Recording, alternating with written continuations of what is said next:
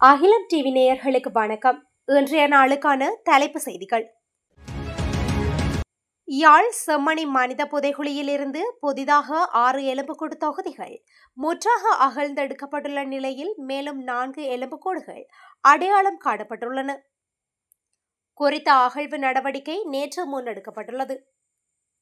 செம்மணி மனித புதைகுழியின் 2ஆம் கட்டத்தின் 3ஆம் பகுதி அகழ்வு கடந்த 25ஆம் திகதி ஆரம்பிக்கப்பட்ட நிலையில் வியாழக்கிழமை 11வது நாளாகவும் முன்னெடுக்கப்பட்டுள்ளது. அரசுக்கு சொந்தமான மற்றும் லாபத்தில் இயங்காத தொழிற்பாட்டு நிலையில் இல்லாத 33 அரசு தொழில் முயற்சிகளை 2 கட்டங்களாக முடிவுறுத்துவதற்காக அமைச்சரவை அங்கீகாரம் வழங்கியுள்ளது. பொதுமக்களுக்கு சேவைகளை வழங்கல் மற்றும் மூலோபாய ரீதியான பொருளாதார செயற்பாடுகளை ஊக்குவித்தல் போன்ற நோக்கங்களை அடைவதற்காக குறித்த காலத்திற்கு முன்னர் ஒரு சில அரச தொழில் முயற்சிகள் ஸ்தாபிக்கப்பட்டது. எனினும் அவை சமகாலத்துடன் ஏற்புடையதாக இன்மை மற்றும் சந்தை தேவைகளுடன் பொருந்தாமை போன்ற காரணங்களால் தொடர்ந்தும் நடத்தி செல்வதற்கு நடைமுறைக்கு சாத்தியமற்றது என கூறப்பட்டுள்ளது. மேலும் இவை குறைவான நிதி செயலாற்றுகை போன்ற காரணங்களால் செயலிழந்து காணப்படுகின்றன என்றும் கூறப்பட்டுள்ளது. கொழும்பு மாவட்டத்தில் உள்ள சில பகுதிகளில் 9 மணி நேரம் நீர்வெட்டு நடைமுறைப்படுத்தப்படவுள்ளதாக தேசிய நீர்வளங்கள் மற்றும் வடிகால் அமைப்பு சபை தெரிவித்துள்ளது. திருத்த பணிகள் காரணமாக இவ்வாறு நீர்வெட்டு நடைமுறைப்படுத்தப்படவுள்ளதாக அந்த சபை தெரிவித்துள்ளது. இந்த நீர்வெட்டு எதிர்வரும் சனிக்கிழமை காலை 10 மணி முதல் இரவு 7:30 மணி வரை நடைமுறைப்படுத்தப்படவுள்ளது. அதன்படி கொழும்பு 1 முதல் 15 வரை பத்ரமுள்ள பெலவெத்த ஹொஸ்வத்த தலவத்துகொட கோட்டை ராஜகிரிய மிரிகான மெதிவெல நுகேகொடை நாவல மகரகம பொரலஸ்கமுவ ரத்மலானி தெஹிவளை மொரட்டவை ஆகிய பகுதிகளில் நீர்வெட்டு அமல்படுத்தப்படவுள்ளதாக தேசிய நீர்வளங்கள் மற்றும் வடிகால் அமைப்பு சபை தெரிவித்துள்ளது. கல்முனை, களுவாஞ்சிக்குடி மற்றும் குருக்கள் மடம் ஆகிய பகுதிகளை சுற்றியுள்ள பகுதிகளில் நீதி மற்றும் தேசிய ஒருங்கிணைப்பு அமைச்சர் ஹர்ஷன நாணயக்கார ஆய்வு சுற்றுப்பயணம் மேற்கொண்டார்.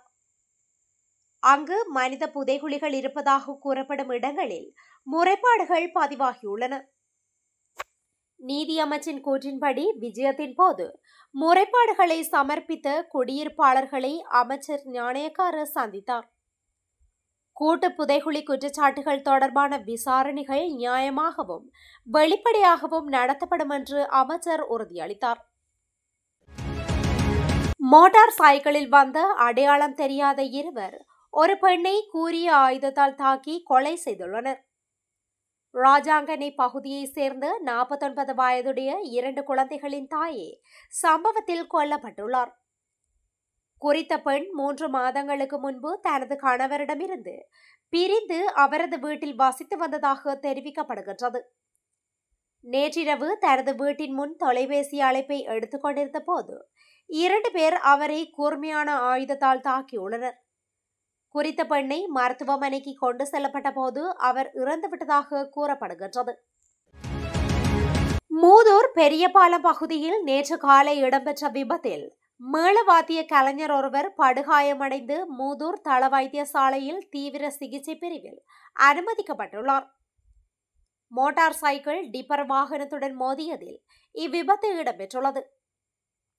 திருகோணமலையிலிருந்து மல்லிகை தீவில் நடைபெறவுள்ள திருமண வீடொன்றுக்கு மோட்டார் சைக்கிளில் பயணித்துக் கொண்டிருந்த போது இந்த சம்பவம் இடம்பெற்றுள்ளது.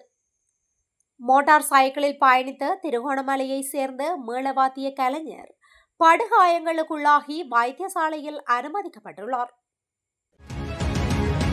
காலி மகமோதர கடற்கரை பகுதியிலிருந்து நேற்று காலை முதியவர் ஒருவரின் சடலம் மீட்கப்பட்டதாக காலி போலீசார் தெரிவித்தனர். மகமோதர பகுதியை சேர்ந்த 87 வயதுடைய முதியவரே சடலமாக மீட்கப்பட்டுள்ளார். ஆகஸ்ட் 2ஆம் திகதி இரவிலிருந்து முதியவர் காணாமல் போயுள்ளதாக முதியவரின் குடும்பத்தினர் போலீஸ் நிலையத்தில் முறைப்பாடு அளித்துள்ளதாக போலீசார் தெரிவித்தனர். தனது சொந்த வாகனத்தை குறிவைத்து தாக்குதல் மற்றும் துப்பாக்கி சூடு நடத்திய சம்பவம் தொடர்பாக கைது செய்யப்பட்ட தேசிய லொத்தர் சபையின் முன்னாள் பணிப்பாளர் துசித ஹெல்லோலுவின் விளக்கமறியல் நீடிக்கப்பட்டுள்ளது. சந்தேக நபரை செப்டம்பர் 18 வரை விளக்கமறியலில் வைக்குமாறு கொழும்பு மேலதிக நீதவான் லஹிரு சில்வா வியாழக்கிழமை உத்தரவிட்டார். ஒழுங்கமைக்கப்பட்ட குற்றவாளிகளுடன் இணைந்து ஹெல்லோலுவ இந்த நாடகத்தை திட்டமிட்டுள்ளார் என அதிகாரிகள் குற்றம் சாட்டுகின்றனர். சந்தேக நபர் விசாரணையை தடுக்கலாம் மற்றும் சாட்சிகளுக்கு அச்சுறுத்தலை ஏற்படுத்தக்கூடும் என்ற கவலையை காரணம் காட்டி அவரது ஜாமீன் மனுவை நீதவான் நிராகரித்து அவரை காவலில் வைத்திருக்க உத்தரவிட்டார். இலங்கையில் உள்ள ஒரு தனியார் வங்கியின் உத்தியோகபூர்வ இணையதளத்தை போலவே உருவாக்கப்பட்ட பல போலி இணையதளங்கள் மூலம் வாடிக்கையாளர்களிடம் ரூபாய் 600 மில்லியனுக்கும் அதிகமாக மோசடி செய்யப்பட்டதாக கூறப்படும் சம்பவம் குறித்து உடனடியாக விசாரணை நடத்தி சந்தேக நபர்களை கைது செய்து நீதிமன்றத்தில் முன்னிலைப்படுத்துமாறு கொழும்பு தலைமை நீதிபதி அசங்க போதரகம குற்றப்புலனாய்வு திணைக்களத்துக்கு உத்தரவிட்டார். குற்றப்புலனாய்வு திணைக்களத்தின் கணனி குற்றப்புலனாய்வு பிரிவின் அதிகாரிகள் விடுத்த கோரிக்கையை பரிசீலித்த பின்னர் நீதிபதி இந்த உத்தரவை பிறப்பித்தார். மட்டக்களப்பில் சிறுமி ஒருவரை தகாத முறைக்கு உட்படுத்திய காவல்துறை உத்தியோகஸ்தர் ஒருவர் கைது செய்யப்பட்டுள்ளார். கடந்த ஒரு வருடத்துக்கு முன்னர் 9 வயது சிறுமியை தகாத முறைக்கு உட்படுத்திய குற்றச்சாட்டில் அவர் கைது செய்யப்பட்டுள்ளார். குறித்த கைது நடவடிக்கை நேற்று மேற்கொள்ளப்பட்டுள்ளது. குறித்த காவல்துறை உத்தியோகஸ்தர் மோட்டார் சைக்கிளில் பிரயாணித்த போது அந்த பகுதியை சேர்ந்த 9 வயது சிறுமியின் தாயார் பாடசாலைக்கு சென்றுள்ளதாகவும் வரும்போது சிறுமியை ஏற்றிக்கொண்டு வந்து விடுமாறும் கோரியுள்ளார். இதனை அடுத்து குறித்த சிறுமியை பாடசாலையிலிருந்து ஏற்றிச் சென்ற காவல்துறை உத்தியோகஸ்தர் சிறுமியை மறைவான காட்டுப்பகுதியில் வைத்து தகாத முறைக்கு உட்படுத்தியுள்ளார். அனுராதபுரம் ரம்பேவவ ஏனாயின் பிரதான வீதியில் பரசன் ஹெஸ்வேவ பகுதியில் இடம்பெற்ற விபத்தில் 4 காயமடைந்துள்ளதாக பரசன் ஹெஸ்வேவ போலீசார் தெரிவித்தனர்.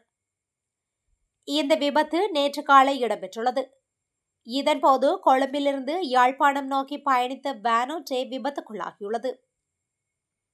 பரசன் ஹெஸ்வேவ பஸ் தரிப்பிடத்தில் நிறுத்தி வைக்கப்பட்டிருந்த இலங்கை போக்குவரத்து சபைக்கு சொந்தமான பஸ் ஒன்றின் பின்புறத்தில் வேனொன்று மோதியதில் இந்த விபத்து இடம்பெற்றுள்ளதாக போலீசார் தெரிவித்தனர்.